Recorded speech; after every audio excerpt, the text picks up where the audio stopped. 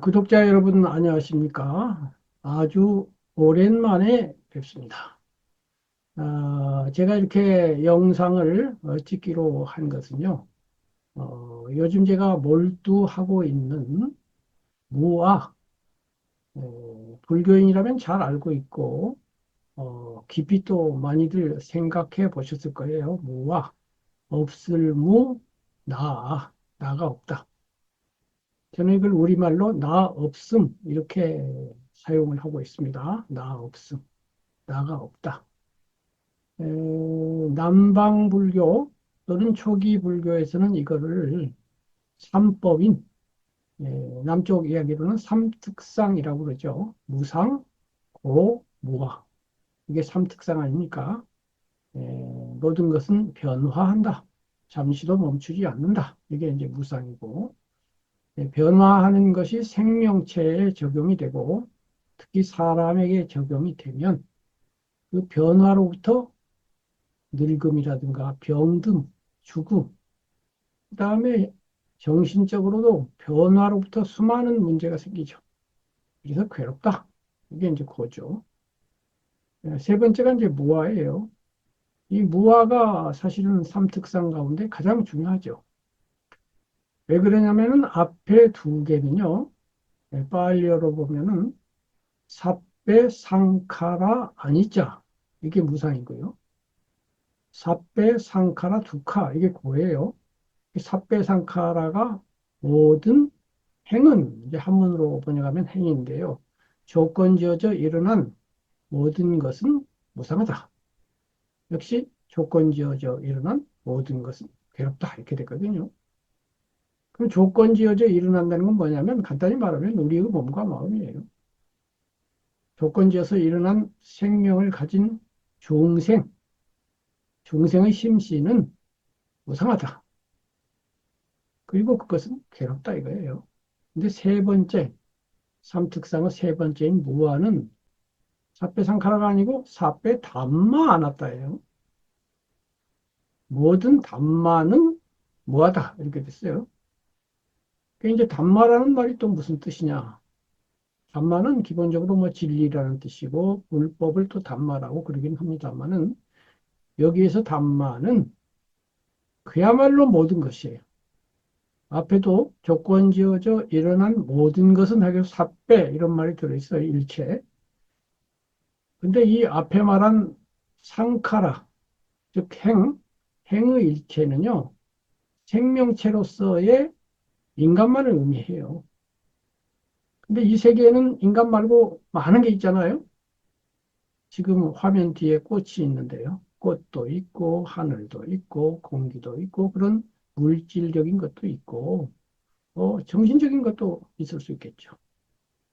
어쨌든 나 말고 인간 말고 수많은 산물들이 있어요. 그 담마는 그 모든 것을 의미하는 단어입니다. 그러니까 무상하고 괴로운 것은 생명체로서 나 자신, 인간에게만 적용되는 말이지만은 무아는 저 꽃도 무아고요. 모든 게 무아해. 그러니까 범주가 넓죠. 심지어는 열반도 무아해. 최고 경지인 열반조차도. 무아에 제외되는 게 하나도 없어요. 이렇게 해서 이제 삼특상인데 세 번째 무아에 대해서 제가 꽂혔다는 말이죠. 한마디 말해서. 제가 구도를 시작한 지가 한 60년 되는 거예요. 정확하게 뭐 구도라고 할 수는 없더라도 한 10살 무렵에 에, 초등학교 도덕, 그때 도덕이라는 교과서가 있었어요. 거기에서 4대 성인에 대한 교과가 있었어요. 그걸 읽은 적이 있거든요. 지금도 일부는 기억합니다. 거기에 공자님께서 어, 한문으로 하면 기소불욕, 물시어인이죠. 내가 하고 싶지 않은 일을 남에게 시키지 마라. 입장 바꿔 생각해라. 역지사지. 이게 사실 사람다운 삶의 기초죠. 윤리의 기초 아닙니까? 입장 바꿔 생각하기. 내가 싫으면 너도 싫을 거야. 그러니까 너 싫은 것 강요하지 않는 것. 이게 윤리의 기초인데요. 한문으로는 아니고, 그러나 그 취지는 그 책에 쓰여 있었어요. 더하여 예수님께서 이것을 좀 더 적극적으로 말씀하셨죠. 네가 대접받고자 하는 대로 남을 대접하라. 이 두 구절이 그 책에 있었어요. 저는 지금까지 기억하는 것으로 봐도 그것이 저에게 굉장히 큰 의미로 다가왔던 것 같아요. 10살짜리가 뭐 그런 생각을 했을까 싶지만 어쨌든 저는 기억하고 있어요. 그런데 이제 나중에 연구해 보니까 부처님도 똑같은 말씀을 하셨는데 그 책에는 부처님이 말씀하셨다고는 안 나와 있어요. 법구경에 보면 때리고 맞고 욕하는 걸 좋아하는 사람 아무도 없다. 입장을 바꿔 생각할진데 어떻게 남을 때리고 욕하고 하겠는가? 라고 있거든요. 똑같은 역지사지죠. 그리고 더 알고 보니까 역대의 현철들이 다 이 말씀을 하셨어요. 어쨌든 그 두 분의 말씀, 역지사지의 말씀을 읽은 것이 10살 때예요. 그리고 그 해인가 그 다음 해쯤 될 거예요. 그 다음 해에 젊은 시절의 석가라고 하는 또 글이 교과서에 실려 있었어요. 전생담 있잖아요. 과거의 보살이. 이제 과거생 보살은 금생의 부처님이죠. 아직 부처가 되기 전에 선행을 많이 쌓으실 때 나찰귀를 만난 이야기가 있지 않습니까? 진리를 찾고 찾다가 목말라 있는데 어디서 한 구절이 들리는 거예요. 열반경 사국에죠. 열반경 사국에는 한문으로 하면 재행무상 시생멸법, 생멸멸이 정멸위락이죠. 재행무상, 아까 말한 조건지어져 일어난 모든 것은 덧없다, 변화한다. 재행무상 시생멸법, 이것은 시, 생멸, 생겨나고 소멸하는 법이다. 생멸멸이 생겨나고 소멸하는 것이 또 멸하면 생겨나는 것도 멸하고 소멸하는 것도 멸하면 정멸이라. 정멸이 이제 열반이죠. 불교인의 마지막 경지. 모든 문제가 해결된 완전한 행복의 경지. 정멸위락. 이 모든 것이 소멸한 그러한 경지가 즐거울락. 진짜 즐거움이다. 이제 이런 거예요. 그래서 이제 생멸멸이가 뭐냐는 게 이제 나중에 문제가 되는데, 일어나고 소멸하는 법 중에는 번뇌를 일으키면서 일어나고 소멸하는 법이 있죠. 이른바 유전연기죠. 중생의 연기죠. 큰 폭풍우가 쳐서 물결이 막 휩쓸려 내려갈 때의 연기법이죠. 이걸 거꾸로 되돌려서 번뇌를 그치는 연기법이 또 있어요. 그게 환멸연기죠. 여기서 말하는 재행무상시 생멸법 할 때의 그 생멸법은 앞의 연기, 폭풍우가 쳐서 물살이 급하게 내려가는 고통의 연기예요. 이 고통의 연기가 그치면, 거꾸로 돌아가면 그것이 생멸멸이에요. 그러면 이제 열반이다. 이것이 이제 열반경 사국인데요. 이걸 이렇게 써놓으면 초등학생들이 알 리가 없죠. 그래서 제가 읽은 교과서에는 뭐라고 되어 있느냐면, 꽃은 피어도 곧 지고 사람은 나도 이윽고 죽는다. 이 허무한 법칙은 생명이 있는 것들의 피할 수 없는 운명인 것이다. 이게 앞에 두 구. 이 두 구를 이렇게 번역을 해놨는데, 지금도 저는 그 번역을 기억해요. 어쨌든 그 전생의 보살이 이 부처님의 말씀을 들은 거예요. 누가 말을 했지? 하고 둘러보니까 나찰귀, 음, 살아있는 생명체를 잡아먹는 귀신이 있는 거예요. 그런데 이 귀신은 너무너무 오래 살아요. 100만 년씩 막 살고 그러니까. 사는 동안에 어디선가 이 구절을 들은 거예요. 그래갖고 자기도 모르게 쫑알쫑알 외운 건데 무슨 뜻인지도 모르겠죠. 보살이 깜짝 놀라서 네가 이 말을 했느냐? 그랬더니 그래. 그렇다면은 이 사국에 부처님의 말씀 보통 넉 줄인데 너 앞에 두 줄만 이야기했어. 뒤에 두 줄까지 말해줄래? 그랬더니 네가 생명을 바친다면 말해줄 수 있지. 내가 말해주고 나면 너는 그 나무 위에 올라가서 밑으로 떨어져. 그래서 죽으면 내가 너를 맛있게 먹을게. 이렇게 했단 거예요. 오케이. 보살이니까 진리를 위해서라면 목숨을 내가 버린들 뭐 하나도 아깝지 않지. 그래갖고 나무 위에 올라가니까 이제 나찰기가 나머지 구절 생멸멸이 정멸위락 생겨나고 소멸하는 것을 다 소멸시키면 열반이라고 하는 최고의 마지막 경지에 도달하게 된다. 이렇게 이제 말을 해준 거예요. 그래서 환희해가지고 보살이 이제 밑으로 뛰어내렸다는 거죠.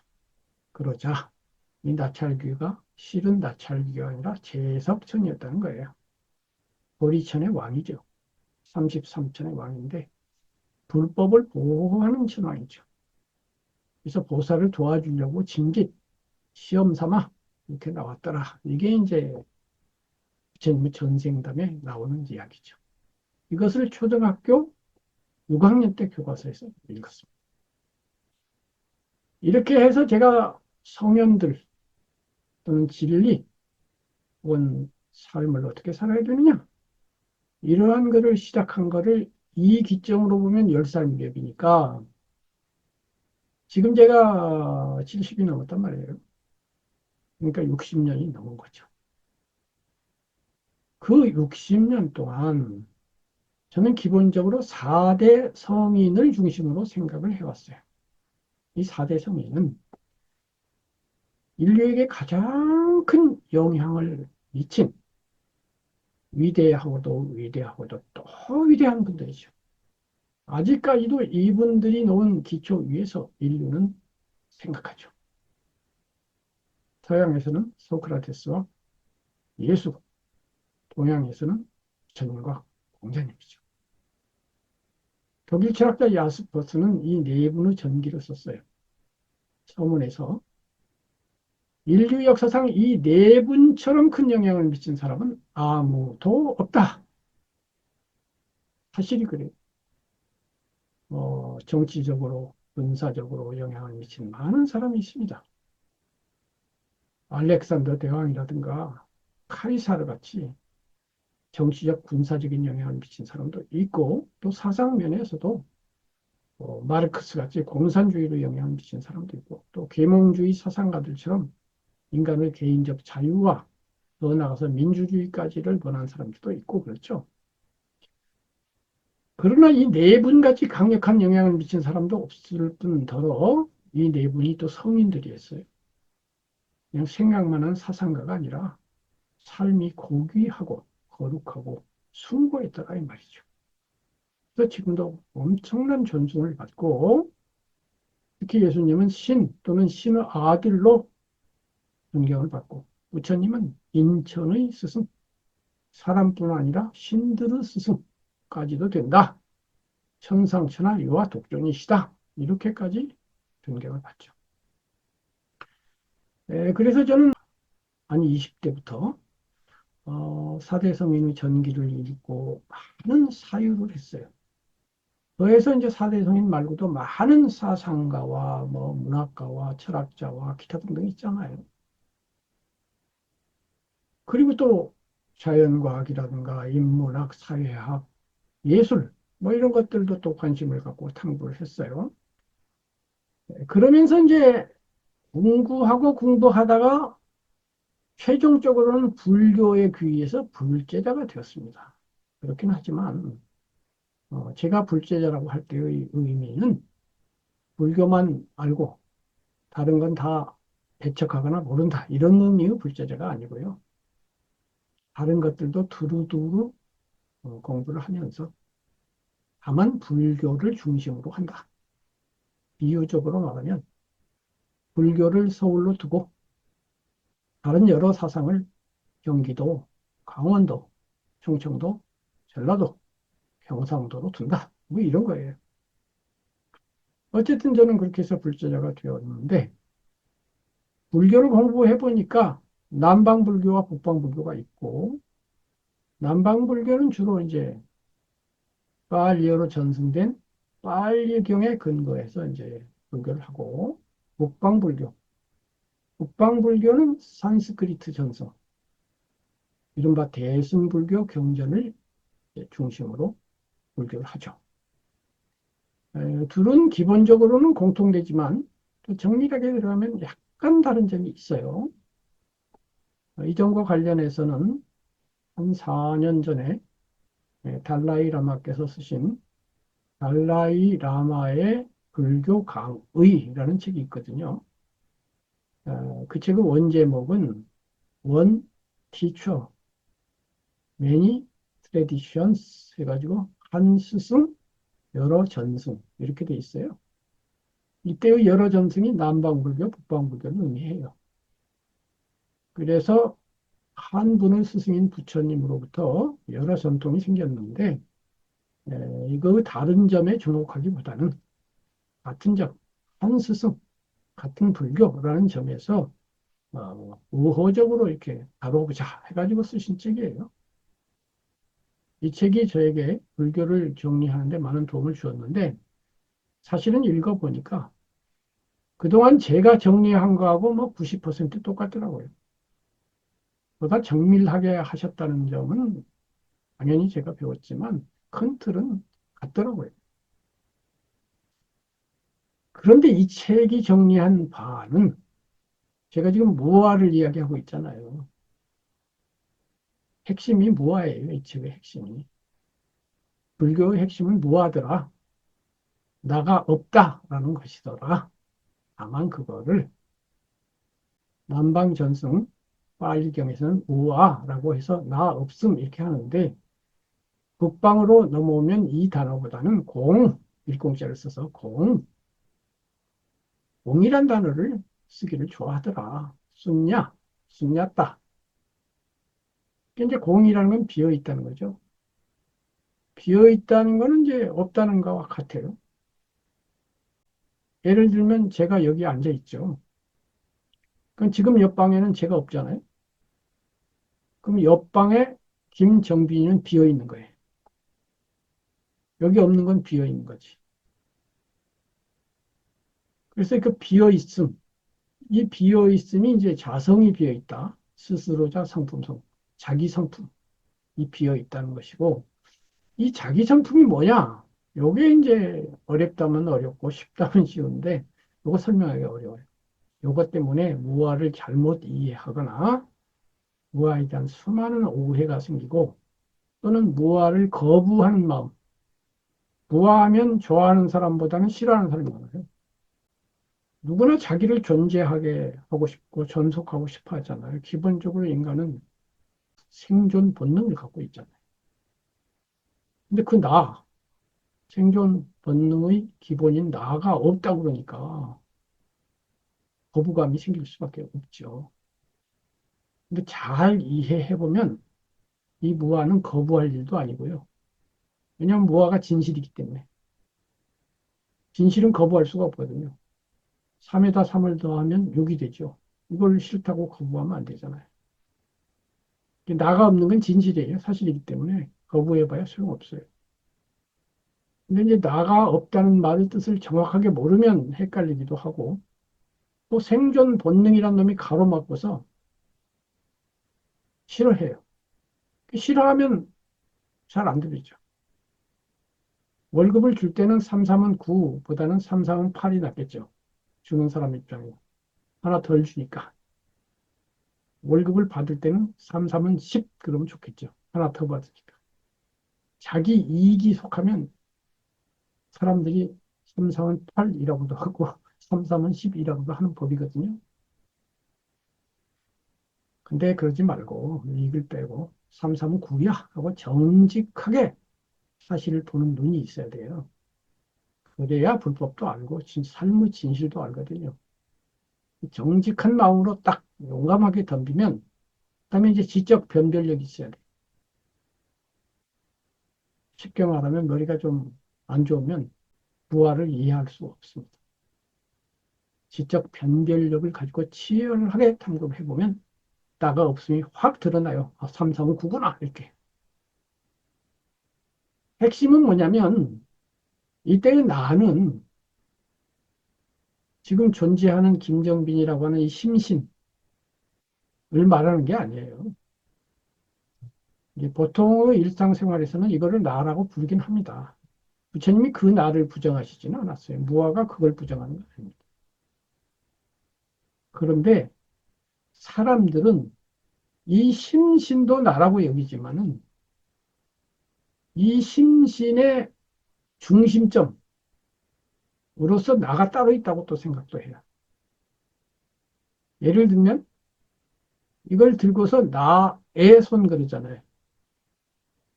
그러니까 한편으로는 이것이 나지만 이 중심점에 나가 있어가지고 그 나의 것이에요. 그러니까 이 중심점을 가정하고 요놈을 나라고 한다 이 말이에요. 부처님이 모아라고 하신 것은 요거가 아니라고 그런 적이 없어요. 이거는 색수상행식, 색 물질로서의 몸 있어요. 또 마음도 있어요. 근데 몸과 마음 안에 중심점이 있어요. 그 중심점이 나의 몸이라고 부르기도 하는 중심점, 나의 정신, 나의 마음이라고 부르는 그 원점 있잖아요.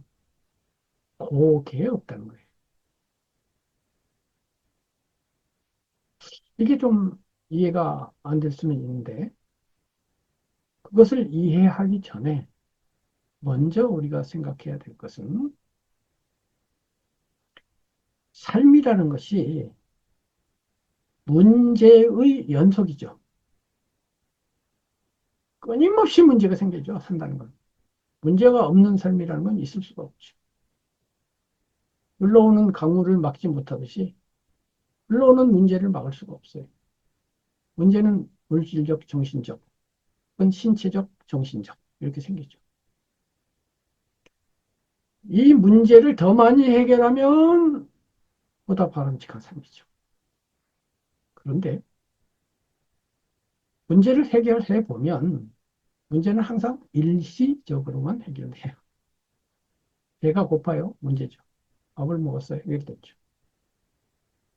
저녁 때가 되니까 다시 배가 고프죠. 그러면 점심 때 해결은 일시적인 거죠. 돈이 100만 원이 필요해서 벌었어요. 해결됐죠. 며칠 지나니까 200만 원이 다시 필요해지죠. 그럼 100만 원 해결은 일시적이죠. 모든 게 다 그래요. 모든 게 일시적으로만 해결되고 또 문제가 생겨요. 또 부분적으로만 해결돼요. 돈 문제는 어느 정도 해결했는데 사랑 문제는 해결이 안 되네요. 그건 해결이 되는데 명예의 문제는 해결이 안 되네요. 그건 해결이 되는데 권력에 관한 문제는 해결이 안 되네요. 기타 등등. 그래서 삶의 문제 해결은 부분적이거나 일시적인 것밖에 안 되니까 문제를 몽땅 해결하는 것을 요청하게 되죠. 모든 문제가 해결되어서 아무 문제가 없고 한번 해결하면 다시는 문제가 생기지 않는 최종 지점이 뭐 없니? 불교에서 그것은 열반이에요. 있다는 거예요.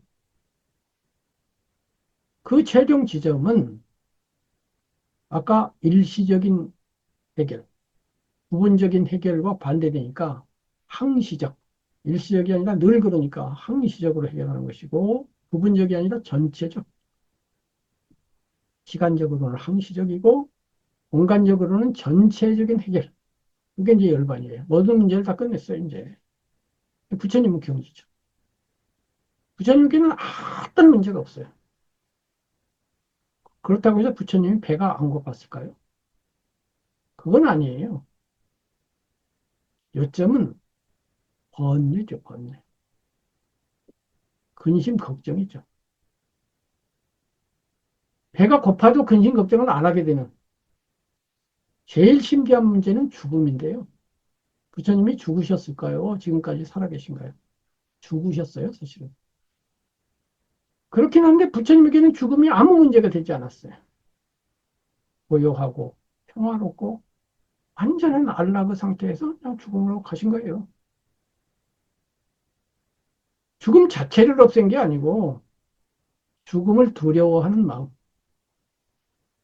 죽음이 번뇌가 되는 마음을 없애신 거예요. 이런 방식으로 열반이 성취가 된 겁니다.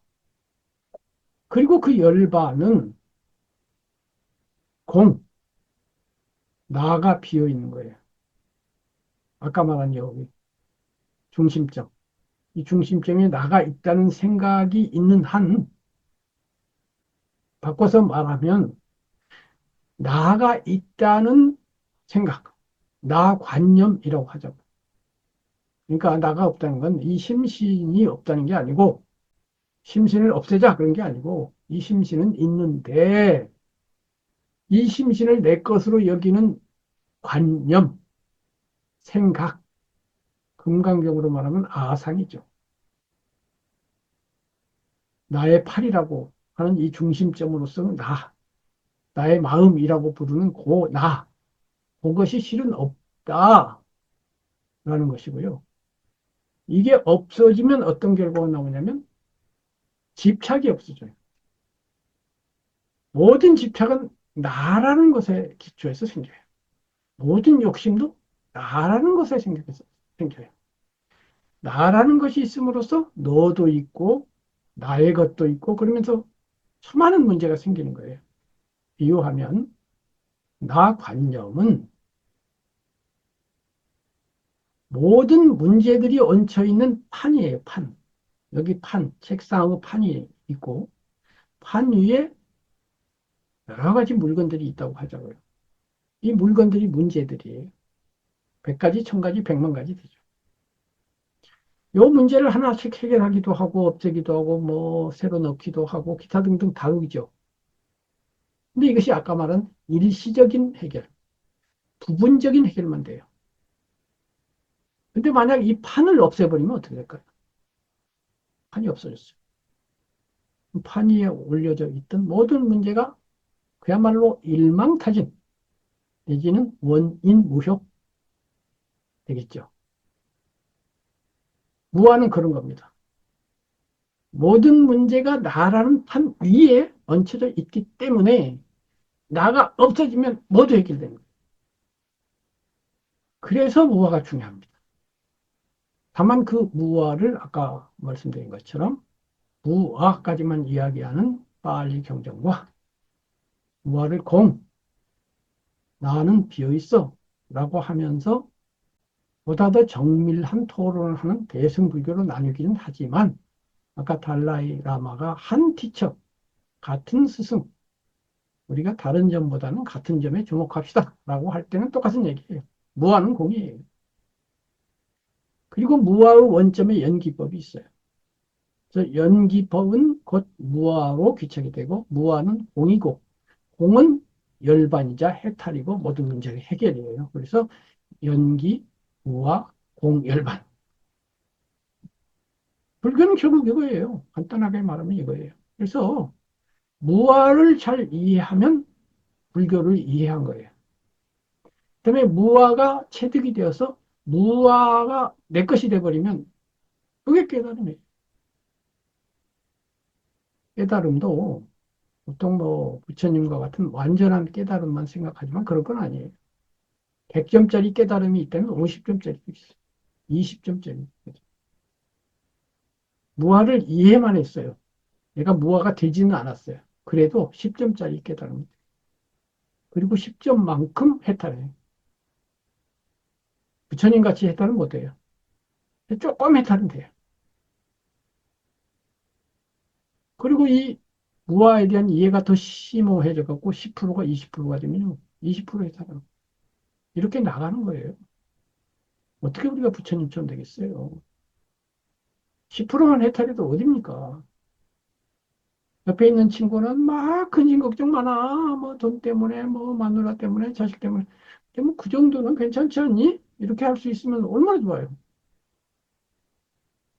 그리고 이 두 번째 경지, 중간에서 누리는 그 해탈, 중간에서 누리는 행복. 이것이 무척 중요해요. 왜냐하면 우리는 중간에서 죽을 거기 때문에. 부처님처럼 되기 전에 죽을 거거든요. 부처님, 부처님, 백점, 백점 이러고 있다가는요, 지치고, 짓눌려갖고 얼굴이 어두워져요. 사실은 불교인들 얼굴이 한국을 기준으로 개신교나 천주교인보다 조금 어두운 편이에요. 왜 그러냐면, 100점짜리 부처님한테 간다고 하면서 세세상행 보살도를 하려고 하다 보니까 너무 멀고 불가능할 것 같기도 하고 해갖고 지쳐서 그래요. 이거는 부처님은 본 뜻이 아니에요. 정말로 잘 부처님을 따르는 사람은요, 일단 100에다 목표를 둬야죠. 그렇긴 하지만 지금 10이면요, 11 되는데 집중합니다. 20이면요, 21 되는데 집중하고 그 한 걸음의 행복, 한 걸음을 보라는 느낌에서 가는 거예요. 이것이 두 번째 경지거든요. 100은 첫 번째 경지인데 이 중간 경지, 이게 더 중요해요. 100 되기 전에 죽을 사람한테는 이거야말로 진짜 중요해. 이거 잘 이해해야 합니다. 그러면 이가에 비수가 생기고요. 마음이 행복해져요. 집착이 져가지고 너그러워져요. 그리고요, 앞에 가는 사람은 부러워하지 않게 돼요. 내가 20에서 21로 가다 한 걸음이고요. 50에서 51로 가다 한 걸음이에요. 뭘 부러워해요? 뒤에 오는 사람을 무시하지 않게 돼요. 내가 20에서 21로 가면 한 걸음이고, 10에서 11로 가도 한 걸음이거든요. 각각 자기의 길을 성실하게 가는 거예요. 그러면서 하루하루 기뻐하고 하루하루 행복하고 흐뭇하게 사는 거예요. 다만 그 수준이 행복과 기쁨과 흐뭇함의 수준이 10이냐 20이냐 차이가 있는 거죠. 더 높으면 좋잖아요. 그래서 이 길의 좋은 점은 뭐냐면요. 가면 갈수록 쉬워지는 거예요. 가면 갈수록 어려워지는 수행을 하면 잘못하는 거예요. 왜냐하면 한 걸음 갈 때마다 행복하고 기쁜데 갈수록 쉬울까요? 안 쉬울까요? 행복한 마음으로 애인하고 걸어가는 길이 쉬울까요? 어려울까요? 근데 억지로 끌려가는 왼수와 같이 걸어가는 길은 힘들까요? 힘들지 않을까요? 우리는 행복하게 걸어가는 길을 가야 돼요. 얼굴이 밝아져야 돼요. 절에 오래 다닐수록 얼굴이 밝고 기쁘고 너그럽고 여유롭고 집착이 적고 욕심이 적고 그래야 돼요. 제대로 공부하는 사람 그렇습니다. 얼굴이 어둡고 굳어 있고 혼내고 뭐 이런 분은요 어려운 길 가는 거예요. 왼수랑 같이 걸어갔어. 그거는 불교를 간 것도 아니고 진리를 간 것도 아니에요. 거꾸로 간 거예요. 되돌아간 거예요. 명찰은 거룩, 위대함 이렇게 붙였지만 내용은 하나도 안 거룩해요. 하나도 안 위대하고 생각을 잘못한 거예요. 여기까지 이제 무와 또는 공이 불교의 핵심이다. 또 더 나아가서 삶을 제대로 사는 핵심이다 얘기했는데 주로 이제 불교를 가지고 얘기했어요. 그런데 좀 넓혀보면 제가 처음에 말씀드렸잖아요. 제가 불교만 공부한 것이 아니고 불교 밖에 여러 성현들, 위대한 분들 또는 세속적인 정치, 경제, 사회, 군사, 예술 뭐 이런 것도 생각했다고 하죠. 그리고 제가 부도를 시작한 지 60년 됐다고 그랬잖아요. 그 60년 동안 수많은 책을 봤죠. 저는 처음에 한 몇 년 빼고는요. 그 이후로 거의 직장을 다니지 않고 전업 작가로만 살았어요. 무슨 말이냐면 저에게 명령하거나 지시할 수 있는 윗사람이 없었어요. 또 제가 지시를 내려야 할 필요가 있는 아랫사람도 없었어요. 완전 자유였어요. 쉬고 싶으면 6개월을 쉬어도 문제가 되지 않았고요. 이틀밤을 꼬박 새도 또 문제가 되지 않았어요. 그렇게 자유롭게 살면서 수많은 책을 보았고 수많은 생각을 했어요. 그래서 많은 사상가들을 비교했어요. 그리고 구도를 시작한 지 한 50년 정도 되었을 때 알게 됐어요. 모든 현철들, 단 한 사람도 제외하지 않고 모든 현철들의 가르침, 그분들이 삶은 이렇게 사는 거야. 삶은 이쪽 방향으로 가야 되는 거야. 라고 하는 핵심이 무아라는 거예요. 모든 위대한 가르침은 무아 방향으로 나갑니다. 나를, 나 관념을 덜어내라고 말을 해. 일시적, 부분적인 문제 해결, 일시적, 부분적인 행복이 아니고 정말로 행복한 행복을 이루려고 하면 나를 덜어내야 된다. 이것이 모든 현찰들의 말씀이에요. 예를 들면 노자는 손지우손, 덜어내고 덜어내시오라고 말을 했지. 장자는 빈 배를 말했어요. 장자의 빈 배의 비유가 있거든요. 어떤 사람이 노를 저어서 이제 배를 몰고 강을 가는데 다른 배가 와서 쿵 하고 부딪혀요. 저 짜증이 나가지고 딱 쳐다보니까 어이쿠나 그 배에 사공이 없어요. 빈 배에. 그럼 어떻게 돼? 사공이 있으면 화를 냈겠죠. 운전 똑바로 해! 근데 빈 배는요. 배를 움직이는 주인이 없거든요. 화를 낼 수가 없죠. 어허, 웃게 되죠. 이 비유를 하면서 장자는 빈배가 되어라. 이렇게 했어요. 그 빈배에 비어진 사고. 그게 공이잖아요. 빈배가 공이에요, 공. 무아라고요. 더 나아가서 장자는 또 상아라는 말도 써요. 상은 장사상자예요. 장례를 지낼 때 상이라고 하잖아요. 상을 당했다. 초상을 치른다 할 때 상이에요. 상아, 아는 나예요. 나를 장례 지냈다. 나를 죽였다. 나를 없앴다. 그럼 뭐 내가 자살을 했나요? 그게 아니고 나 관념을 없앴다. 이런 얘기. 그래서 장자는 매우 높은 경지를 이룬 진인, 진인을 이 상하로 표현을 하는 그런 구조도 있어요. 결국 이것도 무아를 직간접적으로 말한 것이라고 볼 수가 있죠. 예수님은 자기 부인을 말했어요. 자기가 나잖아요. 부인, 아닙니다. 나는 아닙니다라고 말하는 거예요. 자기를 부인하고 십자가를 지고 나를 따라오라. 이렇게 말씀하셨거든요. 그래서 기독교에 유명한 이야기가 있어요. 어떤 신자가 죽어서 천당 입구에 가가지고 베드로 천당 열쇠를 가지고 있으니까 저 들여보내주세요. 그랬더니 안 돼. 왜요? 저라고 그랬잖아. 저. 나라고 그랬잖아. 나 있는 놈은 못 들어가. 그렇게 말을 했다는 일화도 있어요. 다른 점은 불교는 직접 나 자신을 상대로 해서 무아를 통달을 해요. 안야심경이 말하는 색수상 행식 공. 이것이 무아예요, 결국. 색, 물질로서 몸도 무아다, 공하다. 수, 느낌과 감정도 무아다. 상, 생각이나 이런 개념, 이런 것들도 무아다.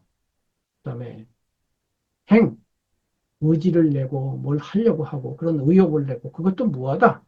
즉, 마음의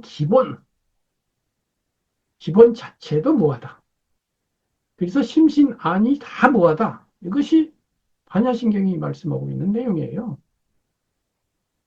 그리고 이렇게 무아에 통달하면 원리 전도무상, 뒤집힌 꿈 같은 생각을 멀리 떠난다 그랬는데 뒤집힌 생각이 뭐예요? 나가 있다는 생각이 뒤집힌 생각이에요.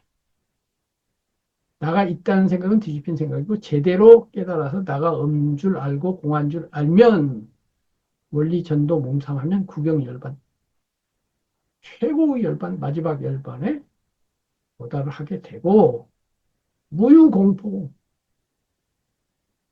일체의 공포가 없다. 이게 반야신경의 핵심 내용이에요. 어쨌든 간에 무아 또는 공은 불교에서 본격적으로 얘기를 하지만 불교와 정말 반대되는 것 같이 보이는 기독교에서도 예수님이 나를 부인하라고 그랬고 기독교의 기초를 놓은 사도 바울, 성 바울이 뭐라고 하냐면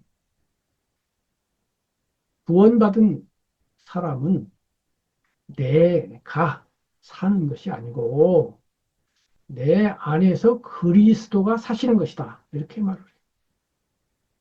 내가 죽은 거예요. 이른바 거듭난다. 거듭난다는 것은 나를 죽이고 나서 다시 난 거예요. 근데 나는 없어. 나 대신 그리스도가 사시는 거야. 내가 빠져나와 버렸어. 이렇게 되는 거예요. 그러니까 결국 무아를 말한다는 건 같은데 기독교에서는 중간에 그리스도 또는 하느님이 개입을 해요.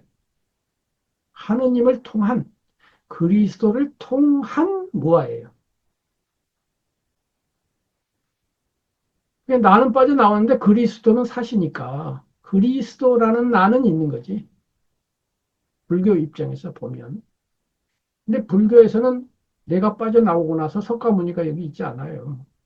그냥 봉하고 끝이에요.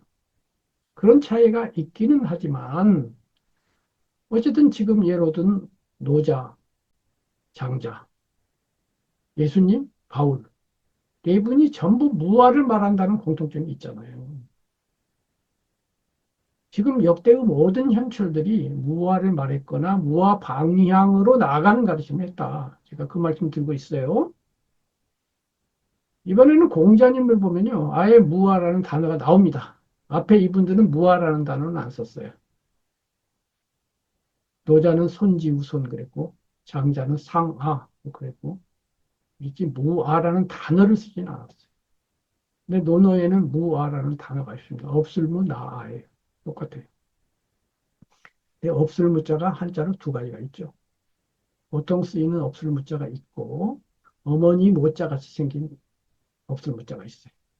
내용은 똑같이 없을무인데, 거기에는 이제 어머니 모자 같이 생긴 무자를 써서 무아를 말해요. 문어에 보면 선생님, 즉 공자님은 네 가지가 없었대요. 네 가지가 끊어졌대요. 그래서 자는 절사로시니 끊어질 절 녹사 네 가지가 끊어지셨는데 일, 의, 뜨듯 의가 끊어졌고 필, 반드시 필, 필이 끊어졌고 고, 딱딱할 고가 끊어졌고 네 번째 나가 끊어졌다. 네 가지가 끊어졌는데 마지막에 나가 끊어졌다. 나가 없었다. 라고 나와요. 앞에 세 가지도 나에 준하는 개념들이에요. 뜻의자 의도 내가 내는 의지 원으로 치면 색수상 행이 의지잖아요. 이게 끊어졌대. 반드시 필. 반드시 해야 돼. 꼭 해야 돼. 이렇게 고집하는 게 없었는데 세 번째 가면 딱딱할 고집도 없었대요. 나가 없으면 이런 거 다 없거든요. 어쨌든 논어에는 아예 무아라고 나와요. 그 다음에 일반적으로 모든 사람이 겸손한 사람을 칭찬하죠. 겸손이 뭐예요? 내가 신만큼 지식이 있어요. 아, 10만큼 훌륭하십니다. 그러면, 아, 그렇지 않아요. 저도 모르는 거 많아요. 제 스스로 생각할 때는 한 8이나 9는 혹시 몰라도 10은 아니에요. 이렇게 말하면 겸손이잖아요. 뭐 10을 하나, 둘 덜어낸 거예요. 하나, 둘만큼 제로, 0, 무아에 가까워진 거예요. 그럼 베품과 봉사, 배려 이런 것도 다 마찬가지예요. 베푼다는 건 내가 가졌는데 일부 나누죠. 그럼 나의 소유를 덜어내는 거고, 나의 소유를 덜어내는 건 곧 나를 덜어내는 거예요. 이렇게 해서 무아는 모든 사람이 공유하고 있는데, 문제는 불교만이 정확하게 무아가 뭔지를 깊이 있게 설명한다는 거예요. 아까 말한 오온, 12처, 18개, 부처님은 수많은 가르침을 우리가 이해할 때 그것을 무아의 기준에서 이해할 필요가 있어요. 그냥 오원이라고 했다더라 그러지 말고 왜 오원을 말한 거야? 무아 말씀하시려는 거야. 이심신이 나가 아니라는 것을 하나하나 낱낱이 분석해서 말씀하시려고 오원을 말한 거예요. 12처 18개 마찬가지. 안이비설신이라고 하는 육근, 그다음에 색성, 향, 이촉법이라고 하는 나 아닌 것들을 세 개, 이걸 말씀하신 이유는 머리 아프라고 한 게 아니라 이 두 가지가 만나서 안식에서부터 이식까지가 생기고 그것들이 연기적으로 서로 섞이고 얽히면서 모든 사태가 벌어지는데 그 가운데 나라고 하는 놈은 없다. 이거 말씀하시려는 거예요. 모든 교설이 무아 말씀하시는 거예요. 그걸 놓치고 그냥 머리 아픈 교리만 배워봐야 아무 소용없어요. 그럼 그렇게 무아를 이해하고 무아 관점에서 교리를 보면 뭐가 좋으냐? 조금 전에 얘기한 판의 비유. 나라고 하는, 나 관념이라고 하는 판 위에 삶의 모든 문제가 얹혀 있다는 비유 돌아서 이 판이 실제로는 없다고 이해하면 이해하는 만큼 나에 대한 집착이 적어질 것이고, 그럼 욕심이 적어져요. 욕심이 적어지면 적은 것으로 만족하게 돼요. 내가 여기 1리터 컵이 있어요. 그래서 1리터를 채워야 만족이 되겠죠. 컵을 0.5리터로 줄이면 어떻게 돼요? 1리터가 있는데 남았네? 남으면 어떻게 돼요? 만족하고 남으니까 흐뭇하게 되고 행복하게 돼요. 그 행복은 남음을 남과 나누게 마련이에요. 흘러넘쳐서 남는 것은 저절로 주게 돼요. 물질만 그런 게 아니에요. 마음도 그래요. 마음이 행복한 사람은 너그럽고 너그러운 사람은 웬만한 일도 그럴 수도 있지 하고서 넘겨주고 그런 사람 옆에 가면 나도 행복해져. 뭐 자비하여라, 사랑하여라, 베풀어라, 너그러워라, 착해라 이런 소리 다 필요 없어요. 나를 없애면 욕심이 줄어들고 욕심이 줄어들면 남고 남으면 자비해져요. 사랑하게 돼요. 사랑하라, 자비하라라는 가르침은요. 그거 듣고 사랑하고 자비하는 사람이 생겼으면 모든 사람들이 지금 사랑하고 자비하게 해요. 그런 가르침 말고 나를 줄여라라는 가르침이 중요해요. 핵심이. 나 관념을 줄여야 돼. 그래서 다음 시간에는 나 관념이라고 하는 것이 어떻게 헛된 것이냐. 나가 없다 없다 하는데 정말로 나가 없느냐. 지금 나는 경험하는 나가 분명히 있는데 없다고 그래. 못 알아듣겠어. 아까 말씀드린 것처럼 이것을 못 알아듣는 이유는 두 가지. 하나는 지적 변별력이 좀 부족해가지고 철학적으로 얘기하면 아리송해져. 잘 모르겠어. 이래서 그런 게 하나 있고. 두 번째는 모든 생명체가 가지고 있는 자기 보존 능력, 생존 본능. 이 무아는 생존 본능을 공격하거든요. 무아의 입장에서는 생존 본능은 없어져야 할 마음이에요. 이 생존 본능을 가지고 있는 한 죽음은 두려운 대상이 될 수밖에 없어요. 그리고 사업에 실패하고 망하고 아프고 남이 나를 공격하고 그러면 전부 다 문제가 돼요. 근데 이 생존 본능을 이겨낸다라고 할까? 없앤다고 할까? 무한은 생존 본능을 넘어서 버려요. 그래서 죽음을 걱정하지 않게 되고요.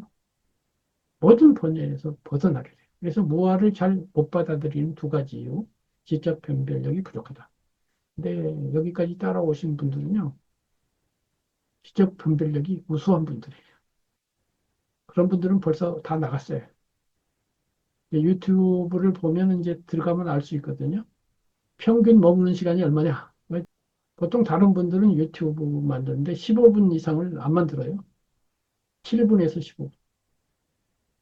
그런데도 먹는 평균이 20%만 넘기면 아주 좋다고 그래요. 10분짜리를 만들었는데 평균 2분. 평균 2분 되기가 상당히 어려워요. 다 중간에 나가요. 어떤 분들은 3초 만에 나가요. 그래서 10분을 다 듣는 분이 한두 분 있어도 3초 만에 나가는 분이 평균을 다 이렇게 낮춰가지고 평균 20%에서 30%면 아주 좋다고 그래요. 근데 저같이 1시간씩 하면 끝까지 듣는 분이 있을까요? 거의 없어요. 그런 줄 알면서도 하는 건데요. 근데 지금 제가 이렇게 길게 하는데 여기까지 따라오셨다? 아주 특별하고도 특별한 분이고요. 저하고 대화를 해도 돼요. 우화를 이해하실 수 있습니다. 그런 분은. 근데 이제 두 번째로 그것만이 아니고 이해는 할 수 있겠는데 이 생존 본능이라고 하는 어마어마한 문제가 걸려 있어요. 내가 있었으면 좋겠는데 없다고 그러네? 아, 마음에 안 들어. 그런데 불교 경전에도 있습니다. 무아를 말하면 어떤 사람은 두려워하고 도망가고 싫어하고 그러지만은 아주 드물게도 이 법을 듣고 환희하는 사람이 있다. 그가 보살이다. 와, 여기 해방의 길이 있구나. 삶의 문제를 일망타진하는 최후의 가르침이구나. 와, 이렇게 자유로울 수가 있나. 허공같이 확 트여버리는 자유가 여기 있구나. 하고 직감을 하는 거예요. 사실은 논리적인 것도 필요 없을 수가 있어요. 딱 한마디만 듣고, 아! 하고 깨달을 수도 있어요. 실제로 무아는 해방의 길이고 자유의 길이고 최고의 행복의 길. 부처님의 수제자인 사리부타 존자는요. 부처님의 첫 번째 다섯 비구 중에 다섯 번째 비구인 아싸지 비구를 만났거든요. 그때 다른 산자야라고 하는 스승한테서 공부를 하고 있었어요. 근데 끝내 철학적인 답변을 못 얻었죠. 이 양반이 얼마나 논리력이 뛰어났겠어요. 부처님의 수제자고 지혜제일인데. 가다가 아싸지 존자가 다 걸어가는 건데 완전히 해탈된 거야. 걸어가는 것만 봐도 이게 보통 양반이 아니야. 이야, 감동이 되고 따라가는 거예요. 그래서 예의를 지키면서 그 양반이 식사하는데 다 옆에서 기다리고 있어. 식사가 다 끝나서 예를 올리고서 한 수 가르쳐 주세요. 그랬더니 이 아싸지 비구가 굉장히 겸손한 분이거든요. 저는 지금 공부 중에 있어서 그 말씀은 못 드리겠고 우리 스승님이 계십니다. 그분에게 배우세요. 그러니까 요점만 말씀해 주세요. 그랬더니 아싸지 비구가 이념법을 말씀해요. 모든 것은 원인에 의해서 일어나고 원인에 의해서 소멸한다고 대사문께서는 말씀하고 계십니다. 딱 여기까지만 말했거든요. 그런데 요 한마디 듣고 바로 깨달아버렸어요. 깨달으면 네 단계 중에 네 번째 최종 단계는 아닌데 첫 번째 단계 수다원을 깨달아버린 거예요. 성인이 됐어. 그러면서 더 이상 말씀하지 마세요. 직접 가서 이제 듣겠습니다. 하고서 친구인 못 갈라나 목련존자한테 가서 같이 갑시다. 그러니까 얼굴이 환해 갖고 왔어.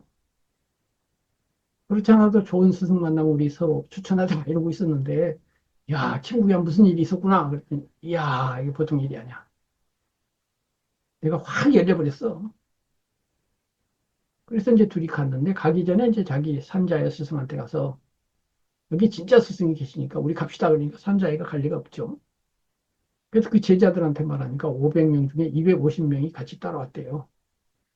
그래서 이제 부처님에게 가서 제자가 되고, 그래서 초기 비구 1250 할 때 250이 그 사람들이에요. 핵심은 뭐냐면, 사리불 촌자는 단 한마디만 듣고, 우와, 여기 진리가 있구나를 알았어요. 모든 것은 원인에 의해서 일어나고 원인에 의해서 사라진다라고 하는 말 자체가 무아를 말하는 거예요. 그게 연기를 말하는 거고요.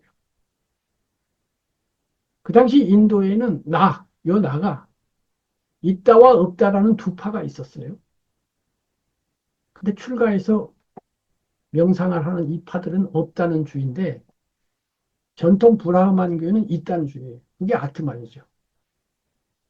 이 사이에서 뭐가 옳은지 아락가락하고 있었는데 이 말 한마디 딱 듣고 나가 있기도 하고 없기도 하는 양면성을 가지고 있구나를 보신 거예요. 이게 부처님의 입장이거든요. 현실적인 나는 있어요. 이것도 있고 몸도 있고 정신도 있어요. 근데 요 나는 없어.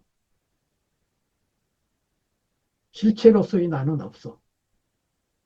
근데 실제로서의 나는 있어. 이것을 유무중도라고 해요.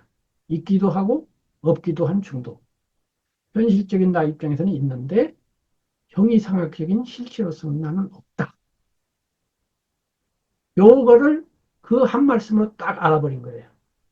그동안에 고민했던 문제가 일시에 해결된 거죠. 그리고 그것이 해방이고 자유고 해탈이고 완전한 것이다. 라고 하는 걸 알고서 환희했다. 이 말이에요. 그래서 부처님께서 무아의 가르침을 듣고 두려워하는 사람도 있지만 환희하면서 자유를 얻고 정말로 행복한 자가 되는 사람이 있다. 라고 하신 거예요. 네, 다음 시간에 이 중요한 무아의 내용, 왜 무아인가에 대해서 다시 세세하게 말씀을 드리도록 하겠습니다.